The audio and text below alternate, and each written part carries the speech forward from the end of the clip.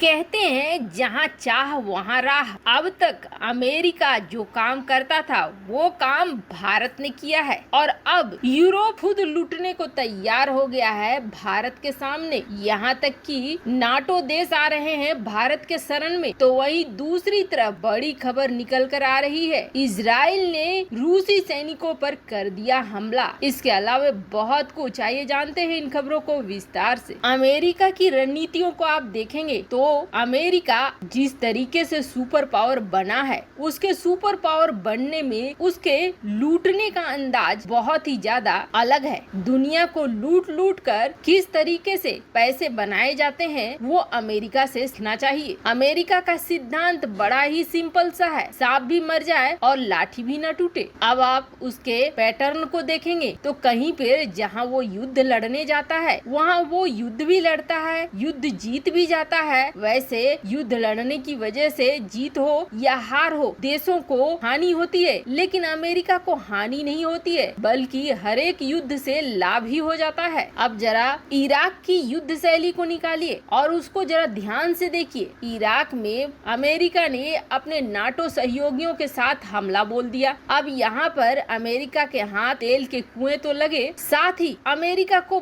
बहुत फायदा हुआ और ये फायदा अमेरिका को हथियार बेचकर हुआ। ये हथियार उसने किसे बेचे तो आपको बता दें, नाटो के देशों को ही बेचे और नाटो देश ने उस हथियार को खरीद कर इराक में अमेरिका के फेवर में जंग लड़ा। और अब दूसरी लड़ाई अफगानिस्तान की बात करते हैं। अफगानिस्तान से जब अमेरिका निकला तो लोग ये कहने लगे कि अमेरिका के $2 ट्रिलियन डूब गए, अमेरिका ये जंग हार गया, अमेरिका को बहुत हानि हुई। लेकिन सच्चाई ये है कि अमेरिका ने आधे से ज्यादा पैसा कब का निकाल लिया है और वो भी अपने ही नाटो देश को हथियारों को बेचकर, और उन्हीं हथियारों के बल पर अफगानिस्तान में लड़ाई चली। अब आप इन पैटर्न से समझ गए होंगे कि कितना चालाक है अमेरिका और ऐवी ही वह सुपर पावर नहीं बन गया है। इसी चालाकियों का इस्तेमाल करके अमेरिका ने खूब पैसा बनाया, पर अब यही रणनीति भारत अपना रहा है। अगर इस वक्त आप गिनने जाएंगे कि भारत के दुश्मन कौन कौन है तो आपको सामने मिलेगा चीन सबसे पहले नंबर पर, दूसरे नंबर पे पाकिस्तान और तीसरे नंबर पे भी एक देश है, वो देश है तुर्की, जो आजकल बड़े फटे में टांग अड़ा रहा है। अब तुर्की की हरकतों को देखेंगे आप तो कोई ऐसा मंच नहीं छोड़ा है जहां इसने भारत के कश्मीर मुद्दे को उठाने की कोशिश न की हो, चाहे OIC का संगठन हो या UN हो या फिर यूरोपीय यूनियन हो या फिर नाटो ही क्यों न हो। हर जगह ये भारत को डिफेम करने की कोशिश लगातार करता रहता है। तो अब भारत की बारी है कि भारत तुर्की को अच्छे तरीके से घेरे और इसके लिए भारत ने पूरी प्लानिंग भी बना ली है और वो चक्रव्यूह भी रच डाला है। अब हाल ही में भारत ने तुर्की के जो ये कट्टर दुश्मन है मिस्र और ग्रीस, इनके साथ मिलकर इस जल क्षेत्र में युद्धाभ्यास किया। इसका प्रभाव तुरंत रिजल्ट दे रहा है। अब ग्रीस ने, जो कि तुर्की का सबसे बड़ा कट्टर दुश्मन है, कभी भी मारामारी को तैयार रहता है, उसने भारत से बहुत बड़ी मदद मांगी है। आपने वो खबर तो सुनी ही होगी जिसमें तुर्की को टारगेट करने के लिए ग्रीस ने भारत को ये कहा था कि हम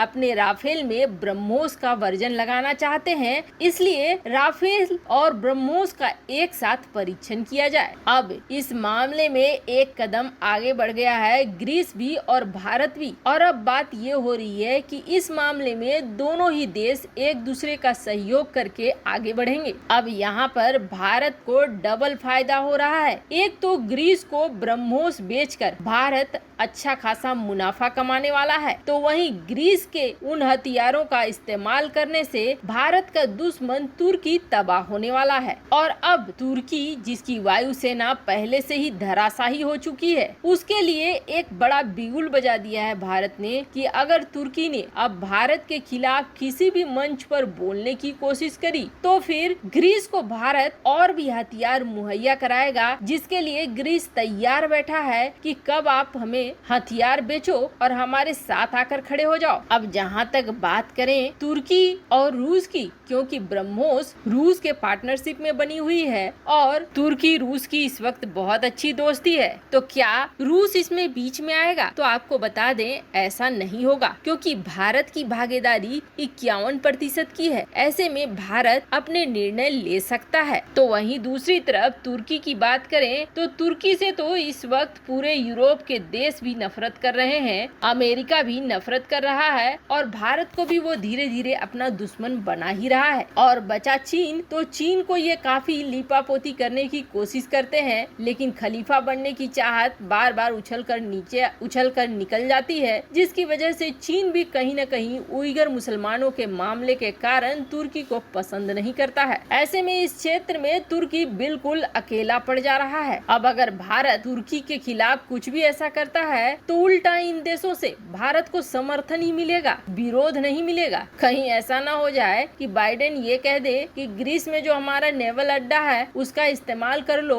और तुर्की पे वार करो, क्योंकि इस वक्त अमेरिका को भारत की सख्त जरूरत है। तो वहीं दूसरी तरफ इजराइल के नए प्रधानमंत्री नेफ्ताली बेनेट बिल्कुल फुल फॉर्म में चल रहे हैं। उन्होंने हाल ही में टेम्पल माउंट में जो फैसला लिया कि वहां यहूदी भी जाकर प्रार्थना करेंगे, उस फैसले को लेकर बवाल खड़ा हुआ। कई मुस्लिम देश विरोध में बोलने लगे, तुर्की ने भी विरोध में बोला, पाकिस्तान तो उछल कर विरोध में बोल रहा था, लेकिन अब इजराइल ने साफ कर दिया कि हम इस मसले को यही खत्म करेंगे और हम ये नियम वापस लेने वाले हैं नहीं। यहूदी जाएंगे और वहाँ प्रार्थना करेंगे, जिसका मतलब है कि इजराइल अपने रूप पर चलेगा। वैसे आपको बता दें, पिछली बार जब फिलिस्तीन और इजराइल के बीच युद्ध का माहौल बना था तो खतरा बढ़ने लगा था, और ये खतरा बढ़ने की वजह से रूस ने यहाँ तक कह दिया कि इस युद्ध को रोको वरना हम आपसे युद्ध लड़ने आ जाएंगे। और इसकी वजह क्या थी? इसकी वजह ये थी कि सीरिया में रूस के बड़े सैन्य अड्डे हैं, सैनिक हैं, यहाँ रूस ने अपने डिफेंस सिस्टम को भी तैनात करके रखा हुआ है। यही वजह है कि उसे ये लग रहा था कि यहाँ पर हमले होंगे, ये क्षेत्र तनावग्रस्त होगा, हमारा सैन्य बेस खतरे में पड़ेगा। इसलिए उसने इजराइल को ये चेतावनी दी थी कि आप तुरंत से युद्ध खत्म करो, माहौल को शांत करो। हालांकि उस समय इजराइल के ऊपर कई और देशों का दबाव था, जिसकी वजह से इजराइल ने युद्ध विराम घोषणा कर दी थी। पर अब इजराइल ने बड़ा वाला कांड कर दिया है और इजराइल के नेफ्ताली बेनेट, जिन्होंने हाल ही में रूस के राष्ट्रपति व्लादिमीर पुतिन से बात किया, लेकिन बात करने के बाद न जाने क्या सूझी